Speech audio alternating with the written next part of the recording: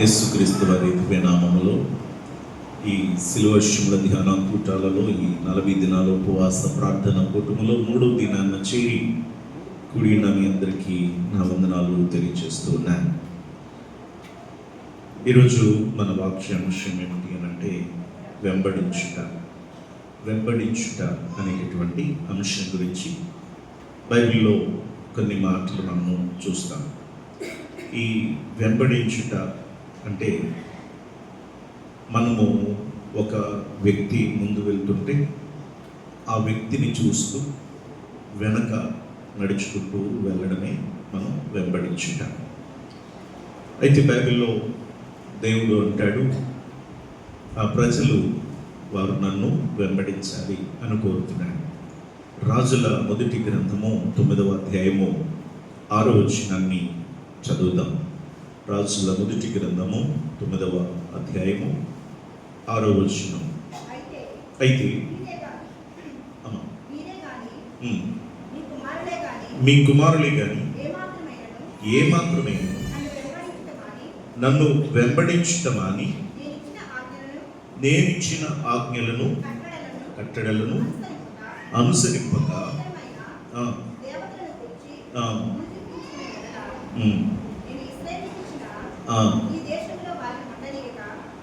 ఈ దేశంలో వారిని నిర్మూలము చేసి నా నామమునకు పరిశుద్ధపరిచిన ఈ మందిరమును సముఖము నుండి కొట్టివేసేదను. చాలండి. ఇక్కడ ఇశ్రాయేలు ప్రజల నుంచి దేవుడు కోరుకునేది ఏంటి అంటే దేవునిని వెంబడించి దేవుని యొక్క ఆజ్ఞలను అనుసరించి నడుచుకోవాలని దేవుడు తన ప్రజల నుంచి కోరుకుంటున్నాడు.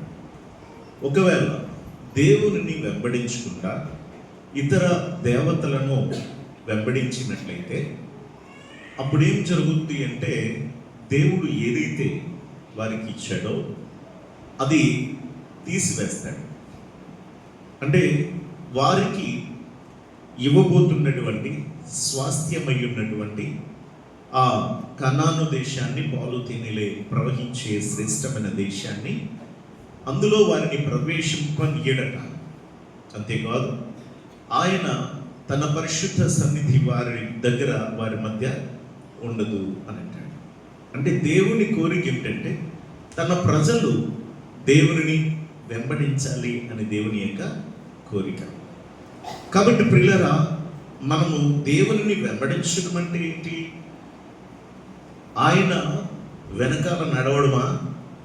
అక్కడ అన్నాడు, ఆయనను వెంబడించుట అంటే ఆయన ఆజ్ఞలను గైకొనాలి, ఆ ఆజ్ఞలను అనుసరించి నడుచుకోవాలి. అంటే మనము మన ముందు దేవుడు ఉన్నాడు. మన ముందున్న మన దేవుడు ఎలాంటి వాడు, ఆయన ఏ క్రియలను కలిగి ఉన్నాడు, ఆ క్రియలను నేను కూడా కలిగి ఉండాలి. దేవుడు ఏ విధంగా జీవించాడో నేను కూడా అలాగున జీవించాలి అనేటటువంటి ఆ ఆశతో మనం కూడా అలా ఉండడానికి నేర్చుకోవాలి, అలా ఉండడానికి మనము పాటించాలి. అప్పుడే మనము దేవుని వెంబడించిన వారము అవుతాం. ప్రియులారా, మొదటిగా మనము బైబిల్లో కొన్ని విషయాలు జ్ఞాపకం చేసుకున్న తర్వాత మరింతగా వాక్యంలోనికి వెళదాం. ఎగ్జాంపుల్, మనం ఒక ఉదాహరణగా కొన్ని మాటలు చూస్తే ఋతు గ్రంథములో మొదటి అధ్యాయము 16వ వచనంలో మనము చూస్తాం. ఇక్కడ ఇద్దరు గురించి మనకు తెలుసు. నయోమి, వారి యొక్క కోడళ్ళిద్దరు ఋతు, ఓర్పా. వీళ్ళిద్దరూ కూడా మనకి వారి జీవితంలో జరిగిన సంఘటన మనకి తెలిసిందే. వారి జీవితంలో జరిగిన సంఘటన ఏమిటి? ఆ నయోమి భర్త చనిపోయాడు, అలాగే కుమారులిద్దరు కూడా చనిపోయారు. ముగ్గురు విధవరాండ్రుగా మారిపోయారు. దేశము కానీ వేరే దేశంలో వారు నివసిస్తూ ఉన్నారు, మోయాబు దేశంలో. అక్కడ తిరిగి మరలా తాను పశ్చాత్తాపురాలై తన దేశానికి వస్తున్నప్పుడు నయోమి చెప్పిన మాట, మీరు వయసులో ఉన్నారు కాబట్టి మీరు వెళ్ళిపోండి, చక్కగా పెళ్లి చేసుకోండి, చక్కగా హ్యాపీగా ఉండండి అంటే, ఈమె ఒక కోడలు వెళ్ళిపోయింది, మరో కోడలు ఏం చేస్తుంది? వెంబడిస్తుంది. నేను మాత్రం వెళ్ళిపోతాను. అంటే ఇక్కడ గమనిస్తే ఈ పెద్దది ఒక అత్త తల్లి లాంటిది, ఆమెతో కొంతకాలం వారు జీవించారు. కానీ ఇప్పుడు ఏమవుతుంది అంటే పరిస్థితులు మారాయి కాబట్టి ఒక డెసిషన్కి వచ్చింది, నేను నా దేశానికి, నా పట్టణానికి, నా ప్రజల దగ్గరికి నేను వెళ్ళిపోతాను అన్నప్పుడు ఏం చేయాలి? నిర్ణయము వీరి మధ్య ఉంది. ఇప్పుడు ఒక కోడలు వెళ్ళిపోవడానికి ఇష్టపడింది, మరో కోడలు మాత్రం ఎవరిని వెంబడిస్తుందండి? తన అత్తగారిని వెంబడిస్తుంది. అంటే అత్తగారిని ఎందుకు వెంబడించిందని ఇక్కడ మనం ఆలోచించాలి కదా. ఒక ఆమెకు తన తల్లిదండ్రుల మీద, తన దేశం మీద, తన యొక్క బంధువుల మీద కోరికుంది, ఇంకా తనకు ఇంకా వయసు ఉంది, ఇంకా తనకి ఎన్నో ఆశలు ఉన్నాయి. కానీ ప్రియులారా, ఇంకొక ఈ కుమార్తెకు రూతుకు మాత్రం ఏమీ లేదు. తన అత్తగారు ఎక్కడికి వెళ్తే అక్కడికి వెళ్ళాలి. అది ఆచారం ఏం కాదు, ఈ యూదుల ఆచారం కూడా కాదు. ఒకవేళ యూదుల ఆచారం అయితే దానిని పాటించాల్సినటువంటి అవసరం ఏమిటి లేదు, ఎందుకంటే ఆమె అన్యురాలు. ప్రియులారా, అలాంటి పరిస్థితుల్లో ఒక తల్లి చెప్తే వింటారేమో, కానీ అత్తగారు చెప్తే వింటారా? వినరు. ఇప్పుడు కూడా అలాగే ఉన్నారు కదండి. అత్తగారు చెప్తే వినరు, కానీ తల్లి చెప్తే వింటారు. కానీ ఇక్కడ అత్తగారు చెప్పిన మాటకు ఏం చేసిందంటే, ఇక్కడ డెసిషన్ తీసుకొని ఆమె ఎక్కడికి వెళ్తుందో అక్కడికి తను కూడా వెళ్ళాలని నిర్ణయం చేసుకుంది. అంటే ఇక్కడ ఎవరిని చూసి రూతు, నువ్వెక్కడికి వెళ్తే నేను అక్కడికి వస్తాను, నీ దేశమే నా దేశం, నీ దేవుడే నా దేవుడు, నీ ప్రజలే నా ప్రజలు, నీకేమై ఉన్నదో, నువ్వేమై ఉన్నావో అదే నాకు అని ఒక నిర్ణయం తీసుకుంది. చూసారా, ఆ నిర్ణయం దేనిని బట్టి తీసుకుంది అంటే అక్కడ ఒక వ్యక్తిని ఇన్స్పిరేషన్గా తీసుకుంది అక్కడ కదా. తన ముందున్నటువంటి తన అత్తగారిని తాను ఒక ఇన్స్పిరేషన్గా తీసుకుంది. అంటే నడిచిన విధానం, దేవునిలో ఆమె జీవించిన విధానం, తన దేవుని గొప్పతనం, తన దేవుని ప్రజల యొక్క గొప్పతనం, ఆ శ్రేష్ఠత గురించి తాను చెబుతూ, అలాగే ఈ నయోమి జీవించింది కాబట్టే నాకు అలాంటి దేవుడు కావాలి, వాళ్ళ దేవుడే నాకు కావాలి, వాళ్ళ ప్రజలే నాకు కావాలి, వాళ్ళ దేశమే నాకు కావాలి, ఇదే నాకు అనుకుంటూ ఒకరి జీవితాన్ని బట్టి ఆమె ఫాలో అవుతుంది అనేది ఈరోజు మనం జ్ఞాపకం చేసుకోవాలి. అంతేగాని బెత్లెహేములో ఏదో శ్రేష్ఠత ఉందని ఆమె వెళ్ళడం లేదు. కాబట్టి ప్రియులారా, ఇక్కడ వెంబడించుచూ ఉన్నది అని అంటే ఎవరిని వెంబడిస్తుందండి? అత్తగారిని వెంబడిస్తుంది. కారణం ఏమిటంటే అత్తగారిలో ఉన్నటువంటి ఒక మాదిరికరమైన జీవితం తనకి ఆకర్షితురాలుగా అయ్యింది. కాబట్టి ప్రియ దేవుని బిడ్డలారా, రెండవదిగా మనం జ్ఞాపకం చేసుకున్నప్పుడు మనము ఇద్దరు ప్రవక్తల గురించి చాలా ప్రాముఖ్యంగా, చాలా గొప్పగా మనం చెప్పుకోవచ్చు. అది పాత నిబంధన గ్రంథంలో ఇద్దరు గొప్ప ప్రవక్తలు వాళ్ళు ఉన్నారు. వాళ్ళిద్దరు ఎవరు అని అంటే, ఒకడు ఏలియా, తర్వాత తన శిష్యుడైనటువంటి ఎలీషా. ఏలియా వంటి గొప్ప శక్తి కలిగిన ఒక పవర్ఫుల్ ప్రాఫిట్ అనేవాడు ఎవరు కూడా లేరు. ఒక శక్తివంతమైనటువంటి ఛాలెంజింగ్ పర్సన్ అన్నమాట. ఈయన సవాలు చేశాడు ఒక్కడే. 850 మందికి సవాలు చేసి, నీ దేవుడు గొప్పోడో నా దేవుడు గొప్పోడో తేల్చేసుకుందాం రండి అని సవాల్ చేసి దేవుని గొప్పతనాన్ని నిరూపించిన మహా గొప్ప ధైర్యం కలిగిన ప్రవక్త అయిన. అలాంటి ఈ ప్రవక్తను వెంబడిస్తూ ఉన్నాడు. గమనించండి ప్రియులారా, ఇక్కడ మనం ఒకసారి రాజుల మొదటి గ్రంథము 19వ అధ్యాయము 21వ వచనం చదువుదాం. రాజుల గ్రంథము 19వ అధ్యాయము 21వ వచనం. అందుకతడు అతనిని విడిచి వెళ్ళి కాడి ఎడ్లను తీసి వధించి వాటి మాంసమును గుత్తును గల చేత వంట చేసి జనులకు వడ్డించెను. వారు భోజనము చేసిన తర్వాత అతడు లేచి ఏలియా వెంబడి వెళ్ళి అతనికి ఉపచారము చేయుచుండెను. దేవునికి మహిమ కలుగును గాక. ఇద్దరు ప్రవక్తలు, కానీ మొదటి ప్రవక్తగా ఏలియా ఉంటే, ఏలియా పిలిచినప్పుడు ప్రియులారా అక్కడ ఏలియాను వెంబడిస్తూ ఉన్నాడు. ఏలియాని తాను వెంబడిస్తూ ఉన్నాడు. ఏలియాని వెంబడిస్తున్నాడు అని అంటే, ఒక ప్రవక్తను వెంబడిస్తున్నాడు అంటే, ఒక దేవుని సేవకుని వెంబడిస్తున్నాడు అంటే, ఇక్కడ దేవుని సేవకుడు ప్రవక్త అయిన ఈయన ఎంత మాదిరికరమైన జీవితాన్ని అక్కడ జీవించాడో మనకు అర్థమవుతుంది కదా. ప్రియులారా, మరి ఏలియా ఎంతైతే శక్తివంతమైన సేవ పరిచర్య చేశాడో, ఎలీషా కూడా అంతగా గొప్ప కార్యాలు చేశాడు. ఎలీషా ద్వారా కూడా దేవుడు గొప్ప కార్యాలు జరిగించాడు. ఎలీషా చాలా గొప్ప మంచి ప్రవక్త. ప్రియ దేవుని బిడ్డలారా, అంతేకాదు ఏలియా ఆయన ఆరోహణమైపోయాడు. ఆయన మరణము చూడకుండా ఏలియా కొనుకోబడ్డాడు. అయితే అక్కడి వరకు కూడా ఆయనను వెంబడించిన వాడిగా, ఏలియాని మరణం వరకు కూడా వెంబడించిన వాడిగా ఎలీషాను మనం చూస్తాం. చివరి వరకు తీసుకెళ్ళాడు. ఆయన దుప్పటిని తన మీద వేసినప్పుడు ఆ దుప్పటిని ఎప్పుడైతే తను కలిగి ఉన్నాడో, తను శక్తిని, జ్ఞానమును, బలమును కలిగి ఉన్నాడు. కాబట్టి ప్రియులారా, ఈరోజున మనము ఎవరిని ఇన్స్పిరేషన్గా తీసుకుంటున్నాం, ఎవరిని వెంబడిస్తున్నాం? మనుష్యులలో ప్రియులారా, దేవుని యొక్క సేవకులలో దైవ భయము కలిగి, దైవ భక్తిని కలిగి, విశ్వాసముతో ఆత్మీయ జీవితంలో ఎదుగుతూ, ఆ ఆత్మీయ జీవితంలో నడిపిస్తూ ఉన్నటువంటి సేవకులు ఎవరైతే ఉన్నారో వారిని వెంబడించి నేను కూడా ఆత్మీయంగా ఇలా ఉండాలి, నేను కూడా ఆత్మీయంగా ఇలా బలపడాలి అంటూ ఆ సేవకులకు సపోర్ట్గా ఉంటూ, ఆ సేవకులకు మరి దేవుని యొక్క దేవుని పరిచర్యలో ఎంతో సహకారంగా ఉండాల్సినటువంటి అవసరం ఉంది. ఇందులో ఈ ఏలియా పిలిచినప్పుడు వెళ్ళి అతడు పరిచర్య చేశాడట.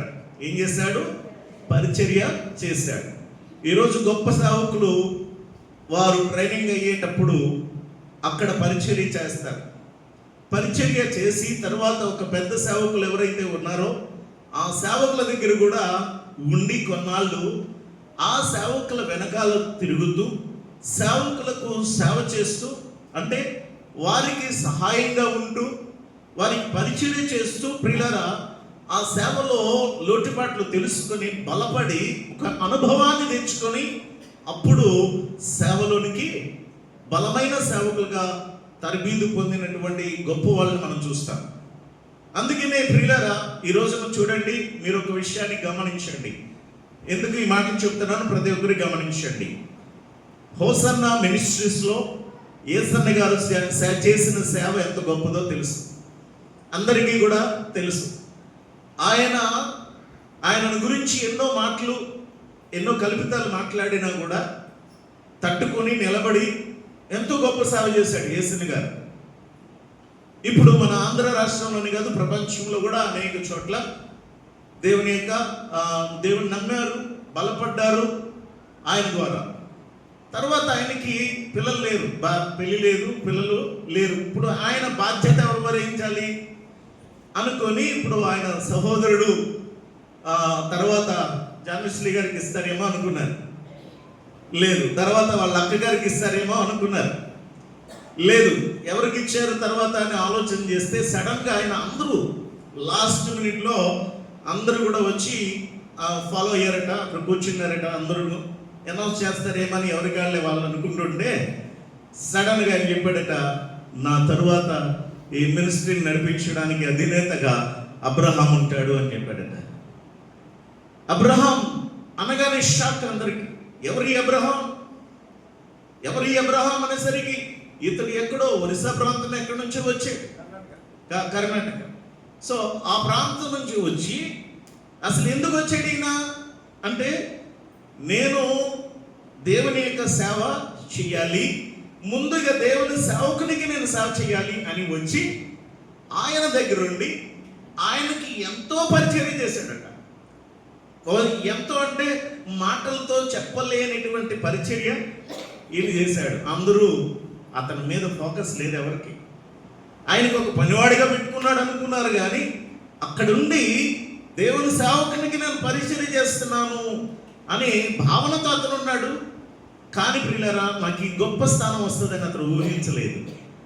ఎవరు ఊహించని రీతిగా ఈ రోజున ప్రియులారా, అబ్రహాం అనేటటువంటి ఆయన, ఒక దీనస్థితిలో ఉన్నటువంటి ఆయన ఇప్పుడు మినిస్ట్రీకి ఒక అధినేతగా ఉన్నాడు అంటే అది తన సేవకునిగా ఉన్నటువంటి ఆయనను అనుసరించాడు, వెంబడించాడు, నేర్చుకున్నాడు, బలపడ్డాడు గనుక. కాబట్టి నా ప్రియ దేవుని బిడ్డలారా, ఇక్కడ నయోమి రూతుకి ఒక మాదిరిగా ఉంది కనుక రూతు వెంబడించింది, నిజ దేవుణ్ణి తెలుసుకున్నది, దేవుణ్ణి కలిగి ఉన్నది. ఏలియా దేవుని యొక్క సేవ శక్తివంతమైనదిగా చేశాడు గనుక ఏలియాని ప్రియులారా, ఎలీషా పిలిచినప్పుడు ఎలీషాని ప్రియులారా, దేవుని యొక్క సేవకుడు ఏలియా పిలువగానే దేవుని యొక్క సేవ చేసినట్లుగా మనం చూస్తున్నాం, పరిచర్య చేసినట్లుగా మనము గమనిస్తున్నాం. ఇంకా మనము చెప్పుకుంటూ పోతే చాలా విషయాలు చూస్తాం బైబిల్లో ప్రియులారా. అయితే ఇక్కడ ప్రాముఖ్యంగా మనము గమనించాలి, యేసుక్రీస్తు ప్రభువారికి తన శిష్యులు కావాలి. దేవుని యొక్క పరిచర్య కొరకై యేసయ్య ఈ లోకానికి ఎందుకు వచ్చారు యేసు ప్రభువారు? అమ్మా తెలిసి కూడా చెప్పడానికి భయం, ఎందుకంటే నేను చెప్పిన దాంట్లో ఏమైనా తప్పు ఉంటుందేమో. ఏమండి, నేనేమి కొత్తవేమి మీకు ఏదో తెలియదు ఏదో చెప్పేయాలని నేనేం భావించను. ఎందుకంటే తెలిసిన దాన్ని మరలా మీలో నుండి జ్ఞాపకం చేస్తానికే నేను అడుగుతాను. ఓకే, ఎందుకు వచ్చారు యేసు ప్రభువారు? మనలను, మన పాపముల నుండి మనల్ని విమోచించడానికి వచ్చారు. కాబట్టి వచ్చి అలాగా గబగబా ఆయన దెబ్బలు తిని మరణించారా? ప్రారంభం నుండి పుట్టుక నుంచి ఆయన మరణించే వరకు కూడా శ్రమలు అనుభవిస్తూనే వచ్చారు. అలాగే యేసుక్రీస్తు ప్రభువారు అసలు ప్రాముఖ్యమైనది ఏమిటి? అక్కడ ఆయన గాయపరచబడి మరణించాలంటే ముందుగా ఆయన చేయాల్సింది ఒకటి ఉంది. అదేంటి? 17వ వచనంలో మనం చదివాం, ఇదిగో పరలోక రాజ్యము సమీపించింది, మారు మనసు పొందండి అని ప్రకటించుట, ఆయన స్వార్థను ప్రకటించుట, అనేకులకు బోధించుట, సిద్ధం చేయడానికి ప్రిపేర్ చేస్తున్నాడు. ఆయన 3.5 ఇయర్లో 3.5 సంవత్సరాల కాలంలో ఆయన పరిపూర్ణమైన సేవ చేశాడు. ఆయన ఈ పరిపూర్ణమైన సేవలో అందరినీ ప్రిపేర్ చేస్తూ ఉన్నాడు. రాజ్యం, దేవుని యొక్క నూతనమైన రాజ్యము కొరకు యేసు ప్రభువారు ఏం చేస్తున్నారండి? అందరినీ సిద్ధపరుస్తున్నాడు. కాబట్టి ఆయన తదుపరి ఆయనకి ఎలాగో తెలుసు, ఆయన శిష్యులకి కూడా చెప్పాడు, నేను వచ్చాను, నేను ఎందుకు అనంటే నేను ప్రాణం ఇవ్వడానికి వచ్చాను. ఆయన మరణించి ఆయన తిరిగి ఆరోహణం అయిపోతాడు. మరి తర్వాత ఆ రాజ్యాన్ని అభివృద్ధి చేసే వాళ్ళు ఎవరు? ఆ రాజ్యాన్ని కాపాడే వాళ్ళు ఎవరు? ఆయన రాజ్యాన్ని సిద్ధపరిచే వాళ్ళు ఎవరు? అది కావాలి కదా. అందుకును దేవుడు ఏం చేశాడు? 12 మంది శిష్యులైనటువంటి వారిని ఏర్పాటు చేసుకుంటున్నాడు. 12 మంది శిష్యులైనటువంటి వారిని ఆయన ఏర్పాటు చేసుకుని ఆయన పిలుస్తున్న విధానాన్ని మనం గమనిస్తున్నాం. ప్రియులారా, మనము ఈ 4వ అధ్యాయం 18వ వచనము ఒకసారి చదువుకుందాం. 4వ అధ్యాయము 18వ వచనం.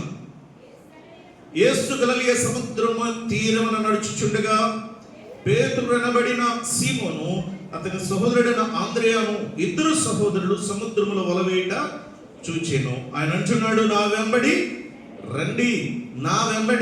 రండి, నేను మిమ్ములను మనుష్యులను పట్టు జాలరులుగా చేస్తాను.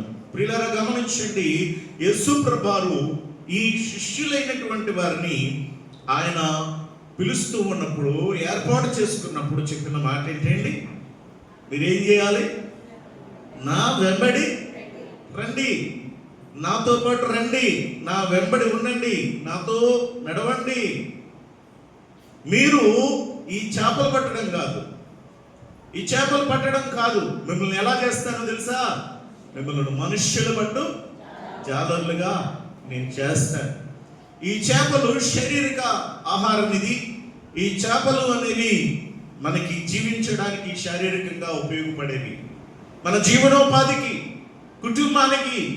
ప్రియులారా, ఇది మన అభివృద్ధికి శారీరకంగా ఎంతో ఉపయోగపడుతుంది. కానీ దేవుడు స్థాపించబోతున్నటువంటి ఆయన రాజ్యం ఏదైతే ఉందో ఆ రాజ్యానికి వారసులుగా మనల్ని చేయడానికి ఈ 12 మంది కావాలి. అందుకు యేసు ప్రభువు ఏం చేస్తూ ఉన్నారండి? ఈ 12 మందిని కూడా ఆయన పిలుస్తూ ఉన్నారు. ఒక్కొక్కరిని నా వెంబడి రండి, నా వెంబడి రండి, నా వెంబడి రండి అని 12 మందిని కూడా దేవుడు యేసుక్రీస్తు ప్రభువారు ఆయన పిలుచుకుంటున్నారు. ఒకరోజు ఒకడు వచ్చాడు, అందరినీ చూస్తున్నాడు. యేసు ప్రభువారు వెనకాల అందరూ వెళ్తున్నారు. ఆయనకి చాలా ఫాలోయింగ్ ఉంది. చాలా మంది కూడా యేసు ప్రభువారిని చూస్తూ ఆయనకు వచ్చిన పేరు ప్రఖ్యాతలు చూసి ఆయన శిష్యులు వాళ్ళని గమనించి, వీళ్ళు మొన్నటి వరకు చేపలు పట్టేవాళ్ళు, వీళ్ళు జాలర్లు, అలాంటి వాళ్ళు ఈ రోజున ఆయనతో తిరుగుతున్నారు. చాలా బాగుంది, ఆయనతో వెళ్తే బాగుంటదేమో అనుకున్నాడో ఏమో అనుకుని నేను కూడా నీ వెనకాల వస్తానంటున్నాడు. అంటే ప్రభువారు అంటున్నారు, నక్కలకు బొరియలను ఆకాశ పక్షులకు గూళ్ళున్నాయి, కానీ మనిషి కుమారుడు తలవాల్చుకున్నటికైనను స్థలం లేదు. అంటే అర్థం ఏమిటి? అసలు ఎవరైనా వస్తాను అంటే వద్దంటారా? ఏమండి, ఇక్కడ గమనించండి, పిలిచింది యేసయ్య పిలుస్తున్నాడు కదా. కొంతమందిని పిలిచాడు, కొంతమంది ఏం చేస్తున్నారు? వస్తాము, వాళ్ళే వస్తాము అని అంటే యేసు ప్రభువు అంటాడు, నక్కలకు బొరియలు ఆకాశ పక్షులకు గూళ్ళు ఉన్నాయి, మనిషి కుమారుడు తలవాల్చుకున్నట్టుకైనా స్థలం లేదు అని ఎందుకన్నారో తెలుసా? అక్కడ ఆ వ్యక్తి తట్టుకోలేడు సేవలో. ఆ వ్యక్తికి సుఖంగా బతికుండొచ్చేమో, అందరిలో హ్యాపీగా జీవించుండొచ్చేమో, కానీ యేసయ్యతో తిరిగితే, యేసయ్యతో జీవిస్తే అనేకమైన శ్రమలు ఉంటాయి. ఆ వ్యక్తి తట్టుకోలేడు. అదేదో ముందే చెప్పాడో మంచిది. అందుకే యేసు ప్రభువారు ఏం చేశారు? బాబు, నక్కలకు బొరియలు ఆకాశ పక్షులు గూళ్ళు ఉన్నాయి, మనిషి కుమారుడికి తలవాల్చుకోవడానికి స్థలం లేదు అని అతన్ని దాటేసేసారు. మరో వ్యక్తిని పిలుస్తున్నారు, రా నన్ను వెంబడించు. అయ్యా, నాకు కొంచెం టైం కావాలి, ఇంటికి వెళ్ళి మా నాన్న పాతి పెట్టుకుని వస్తాను. మా నాన్న పెద్దోళ్ళు, వాళ్ళు మా పేరెంట్స్ వాళ్ళందరికీ నేనే కదా, కాబట్టి నాకు కొంత టైం కావాలి. ఇప్పుడు కూడా చాలా మందికి ఇదే, బాప్తిసం తీసుకోమ్మా అంటే బాప్తిసం, అమ్మో నాకు ఇంకండి పెళ్లి టయానికి తీసుకుంటాననే వాళ్ళు కొంతమంది.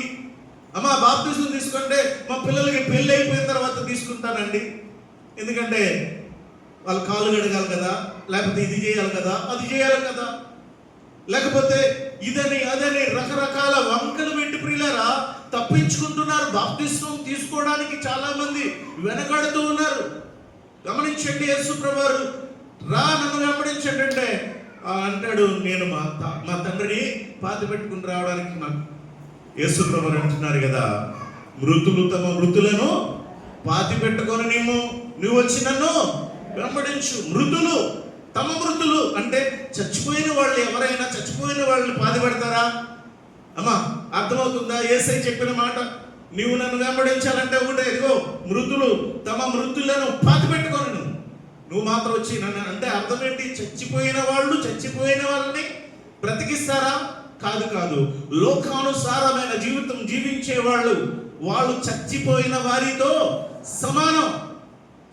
నీవు వాళ్ళ కోసం ఆలోచిస్తున్నావేమో, ఇదిగో నువ్వు వాళ్ళ కోసం ఆలోచించొద్దు. వాళ్ళు చూసుకుంటారు వాళ్ళ సంగతి.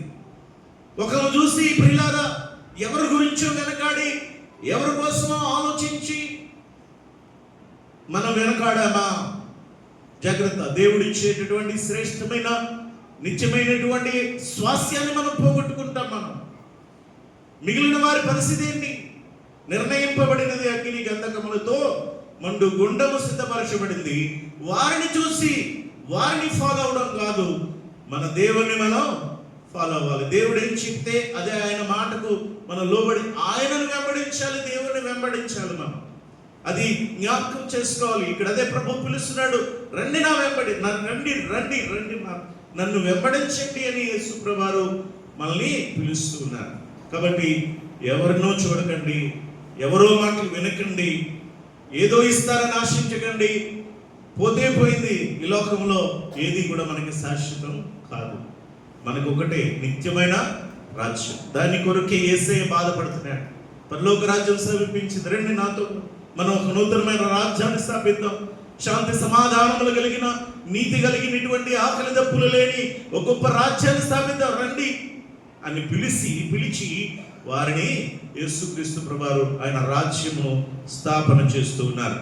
కాబట్టి ప్రియులారా, యేసుక్రీస్తు ప్రభువారి యొక్క పిలుపునందుకొని యేసుని వెంబడిస్తున్న వారు ఆయన 12 మంది శిష్యులు, ఆ 12 మంది తదుపరి ఆ 12 మంది ద్వారా దేవుడు అపొస్తలులుగా ఏర్పాటు చేసి అనేకమైనటువంటి వారిని అలాగున ఆయన ఏర్పాటు చేసి సంఘాన్ని విస్తరింపజేశాడు. ఈరోజు భూప్రపంచంలో అందరూ కూడా యేసుక్రీస్తు ప్రభువారు నిజమైన దేవుడని ఆయన యొక్క సన్నిధికి వస్తున్నారు. అయితే వెంబడించాలి అని అంటే యేసుక్రీస్తు ప్రభువారిని వెంబడించేవారు ఎలా వెంబడించాలట? ఎలా వెంబడించాలి? ఒకసారి జ్ఞాపకం చేసుకుంటే చూడండి, వారు 22వ వచనం 4వ అధ్యాయం మత్తయి సువార్త.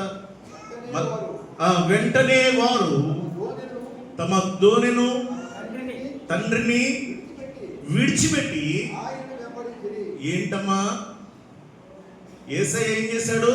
రండి నా వెంబడి రండి అని పిలిస్తే ఇక్కడ ఏం చేశారు? వచ్చేశారు.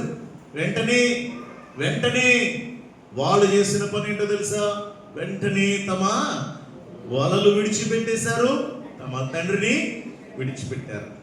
ఏది ఆటంకం? ఇక్కడ ఏది కావాలి? ఏది ముఖ్యమైనది? తండ్రి ముఖ్యమైనదా, లేకపోతే వారి జీవనోపాధి ముఖ్యమైనదా? ఇక్కడ గమనించండి, ఒకరోజు వాళ్ళు కూడా విసుకొచ్చేసింది. అంటారు, మేము సమస్తమును విడిచిపెట్టి నిన్ను వెంబడిస్తున్నాం, మరి మాకేమి దొరుకును అని అంటున్నారు.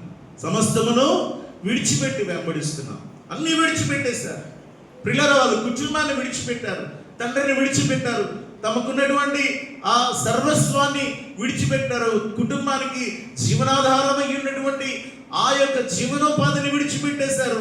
అన్నీ విడిచిపెట్టి యేసయ్య మాటకు లోబడి యేసయ్యని ఏం చేస్తున్నారండి? వెంబడిస్తూ ఉన్నారు. ఇప్పుడు వెంబడిస్తూ ఉన్నారు, విడిచిపెట్టి వెంబడిస్తున్నారు. మనం కూడా ఆయన రాజ్యానికి మనల్ని పిలుస్తున్న దేవునికి మనము కూడా ఆయనను వెంబడిస్తున్నప్పుడు మనం కూడా కొన్ని విడిచిపెట్టుకోవాల్సిన అవసరం ఉంది. విడిచిపెట్టాలి. కొన్ని ఏం విడిచిపెట్టాలి? ప్రభువారు అంటున్నారు, ప్రియులారా, నా నిమిత్తము తండ్రినైనను, తల్లినైనను, అన్నదమ్ములనైనను, అక్క చెల్లెలనైనను, ఇంటినైనను వదులుకుంటే అవి పరలోకమందు మనం మరింతగా ఫలాలు పొందుకుంటామట. ఆయన అంటున్నాడు, నా నిమిత్తం ఏదైనా వదులుకోండి. వదులుకోవాలి. ఇక్కడ వదులుకొని వచ్చారా, లేకపోతే అటు ఇటు కూడా వచ్చారా?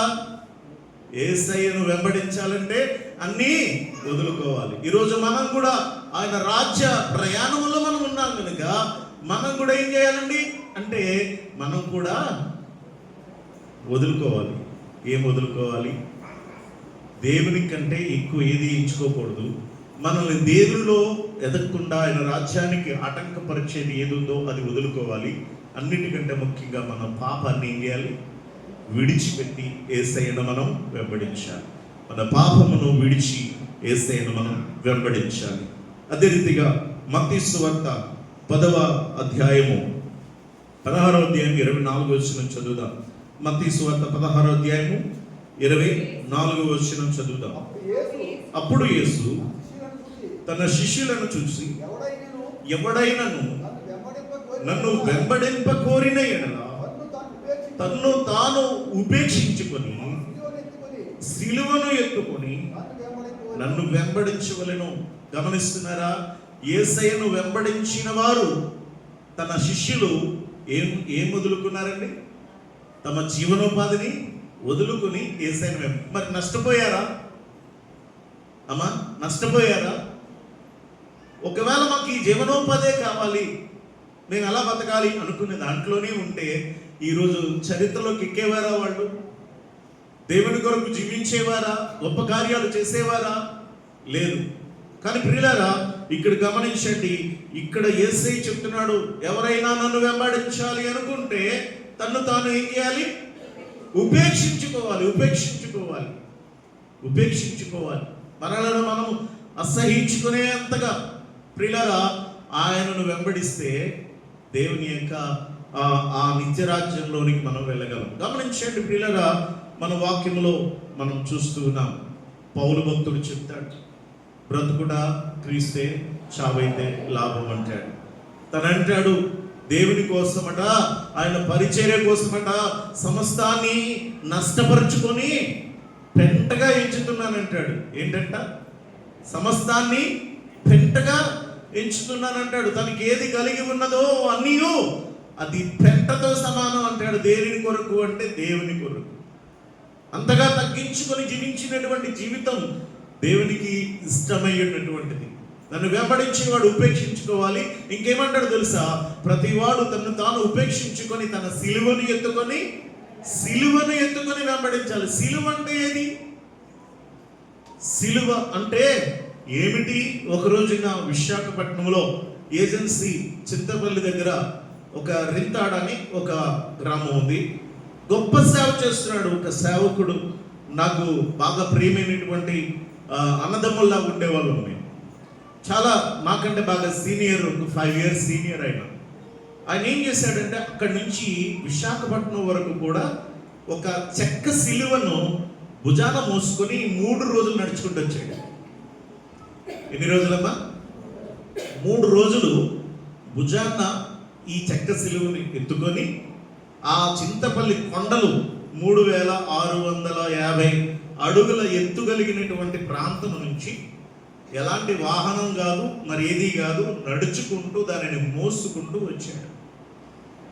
వచ్చి అక్కడ అది ఆ యొక్క సిఐ గారి యొక్క ఆ ప్రాంగణంలో పెట్టినప్పుడు దీన్ని ఏం చేద్దాం వర్మ అని చెప్పి అయ్యగారు పిలిస్తే, అయ్యగారు దీనికి ఒక అక్కడ ఎదురుగా ఉన్న కొండ మీద పెట్టేద్దాము అని స్టూడెంట్స్ని తీసుకెళ్ళి ఆ కొండ మీద దాన్ని నిలబెట్టారు. నిలబెట్టినప్పుడు అది ఎంతో బాగా అది గుర్తింపు కలిగింది. కానీ ప్రియులారా, యేసుక్రీస్తు ఆ తర్వాత ఒక కృతజ్ఞత కూటమి జరిగినప్పుడు అనుకోని రీతిగా వాక్యం వచ్చేసింది. నేను కావాలని చెప్పలేదు, నేను ఎప్పుడు కావాలనేది చెప్పను, దేవుడు నడిపిస్తాడు అంతే. అక్కడ నిలబడి వాక్యం చెప్తుండగా ఈ కృతజ్ఞత కూటంలో ఇదే మాట వచ్చింది, ప్రతివాడు నన్ను వెంబడించేవాడు తన సిలువను ఎత్తుకొని వెంబడించడం అంటే యేసయ్య మోసినట్టుగా చెక్క సిలువను మోయడం కాదు. సిలువ అంటే శ్రమలు, సిలువ అంటే నిందలు, సిలువ అంటే శోధనలు, సిలువ అంటే అవమానాలు, సిలువ అనంటే ప్రియులారా ఆయనను గూర్చినటువంటి శుభవార్త. ఇది ఈ సిలువను మనము మోయాలి, ప్రతిదినం వెంబడించడం అంటే. యేసయ్యను నమ్మడం అంటే అంత ఈజీ కాదు. నమ్మితే హ్యాపీగా ఉంటామనేది కాదు, నమ్మితే ఏదో మేలులు జరుగుతాయని కాదు. నమ్మితే ప్రియులారా శ్రమలు వచ్చినా నేను నిలబడి తట్టుకొని ఆయన కొరకు జీవించాలి అని డిసైడ్ అయి ముందుకు వెళితేనే అదే ప్రభు అంటున్నాడు, తనను తాను ఏం చేయాలి? ఉపేక్షించుకోవాలి, అసహించుకోవాలి, కలిగిన దానిని అసహించుకొని ఉపేక్షించుకొని ఏం చేయాలి? సిలువ ఎత్తుకొని నన్ను వెంబడించండి. శ్రమలు వస్తాయా? భరించండి. నిందలు వస్తాయా? భరించండి. అవమానాలు వస్తాయా? భరించండి. ప్రభు ముందే చెప్పాడు ప్రసంగంలో. ఆయన మొదట ధన్యతల గురించి చెప్పి ఆ తర్వాత ఆఖరిని అంటాడు కదా, నా నిమిత్తము జనులు మిమ్మల్ని నిందించి మిమ్మల్ని హింసించి మీ మీద చెడ్డ మాటలెల్లా పలుకున్నప్పుడు మీరు ధన్యులు, సంతోషించండి, ఆనందించండి, పరలోకమందు మీ ఫలము అధికమవుతుంది అన్నాడు. ముందే చెప్పాడు. ఆయన ప్రిపేర్ చేస్తాడు. ఫస్ట్ ప్రసంగంలోనే ఆయనను వెంబడించే వారికి ప్రిపేర్ చేస్తాడు. ఆయన వస్తాయి శ్రమలు, రావనుకుంటున్నారా? భరించండి, వచ్చిన ఆనందించండి. ఆ టైంలో ప్రియ దేవుని బిడ్డలారా మనకి ఏమి రాలేదు ఇంకా దేవుని దయ వల్ల కదా. ఇతర రాష్ట్రాల్లో పడుతున్నారు శ్రమలు దేవుని బిడ్డలు, అయినా దేవుని కొరకు జీవిస్తున్నారు. మరి మనము ఎంతవరకు నిలబడగలుగుతాం? యేసయ్యను వెంబడిస్తున్న నా ప్రియ దేవుని బిడ్డలారా, మనం వెంబడించాలంటే ఆయన యొక్క సిలువను ఎత్తుకోవాలి, మనలను మనము ఉపేక్షించుకోవాలి. అంతేకాదు ఆయనను మనము వెంబడించాలంటే సమస్తాన్ని విడిచిపెట్టాలి. మనకి ఏది దేవుని కంటే ఎక్కువ అని మనం భావిస్తున్నామో అది జ్ఞాపకం చేసుకొని ఇప్పటి నుంచి నా దేవుని కంటే మరి ఏది ఎక్కువ కాదు అని దేవుని బిడ్డలుగా మనము దేవుని యందు విశ్వాసంతో ఉండి మనం ముందుకి కొనసాగాలి అన్న విషయాన్ని మీకు జ్ఞాపకం చేస్తూ ప్రభుని వెంబడించుటకు ప్రియులారా, మనలో ఒక మాదిరికరమైన జీవితాన్ని, ఒక సేవకుడిగా మరి ఈ ఏలియా ఎంత మాదిరికరమైన జీవితాన్ని జీవించాడో, అలాగనే మరి నయోమి తన యొక్క కోడళ్ళ మధ్య దేవుని గొప్పతనాన్ని నిరూపించుకొని తాను ఒక మాదిరికరమైన జీవితం ఏ విధంగా అయితే జీవించిందో, ఇటు కుటుంబంలోను సంఘములోను మనం పనిచేస్తున్న చోట మరి ఎక్కడైనా కానీ మనం ఒక మాదిరిగా ఇతరులకు ఉండి ప్రభు చెంతకు నడిపించే గొప్ప ఒక విశ్వాసులుగా, సాక్షిగా మనం జీవించాలి. మనము దేవుని వెంబడించాలి. అదే దేవుడు కోరుకుంటున్నాడు. ఆయన ఆజ్ఞలను అనుసరించి ప్రభు ఎలా ఉన్నాడో మనం కూడా అలా ఉండడానికి ఇష్టపడదాం. సమస్తమును అవసరమైతే విడిచిపెట్టడానికి ఇష్టపడదాం. మనల్ని మనము మరి ఉపేక్షించుకుందాం. శ్రమలు కష్టాలు వచ్చినా నిలబడి మనం యేసయ్య కొరకు జీవించుదాం. ఎందుకంటే యేసు ప్రభువారు ఆయన మన కొరకు ఈ లోకానికి వచ్చి ఆయన శ్రమపడి, ఆయన నిందలు పొంది, అవమానాలు పడి, అనేక రీతులుగా హింసింపబడి, అనేక రీతులుగా గాయపరచబడిన సహించాడు, ఓర్చుకున్నాడు, భరించాడు. కారణం మనలను మన పాపముల నుండి విమోచించడానికి. అందుకు అలాంటి గొప్ప త్యాగమూర్తి అయిన యేసయ్యకు కృతజ్ఞత చెల్లిస్తూ ప్రియులారా, మనమందరము కూడా సిద్ధపడదాం. తలలు వంచండి, కళ్ళు మూసుకునండి, ప్రార్థన చేసుకుందాం. పాస్టర్ గారు ప్రార్థన చేస్తారు, మనమందరం ఏకీభవించుదాం. పరిశుద్ధుడా, ప్రేమగల మా తండ్రి, కృపగల దేవ, దయగల మా ప్రభువా, నీకు వందనాలు, స్తోత్రాలు నాయనా.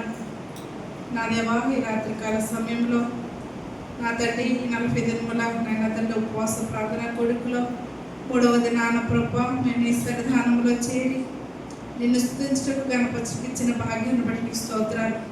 నీ దాసుని నిలబెట్టుకుని ప్రభువా నాయన ఎంతవరకు నీవు మాతో మాట్లాడినారు ప్రభువా.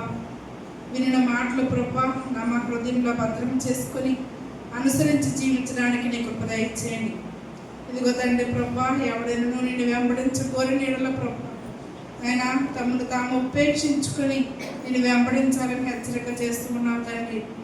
నాయన ఈ లోకంలో నైనా నీకంటే నైనా ఎక్కువగా మేము దేనిని ప్రేమించకుండా ప్రభా నిన్ను వెంబడించే వరకు ఉండడానికి సహాయం చేయండి. ఏ స్థితి అయినా కూడా ప్రభా నైనా నీ కొరకు నైనా సాక్షులుగా జీవించడానికి, నైనా నీ యొక్క పనిలో నైనా ప్రభా నీవు మాకు అప్పగించిన బాధ్యతను మేము నిర్వర్తించడానికి నాయన నీ కొరకు బ్రతకడానికి నీ కృప అనుగ్రహించి మనం వేడుకొంచున్నాను. పుట్టిన ప్రతి బిడ్డను దీవించండి ప్రభా. వినిన మాటలు ప్రభా మంచి నేలను పడిన విత్తనాల వలె ఈ వాక్యము ఫలించుటకు నీ కృప దయచేయమని యేసు నామమున వేడుకొంచున్నాం తండ్రి. ఆమేన్.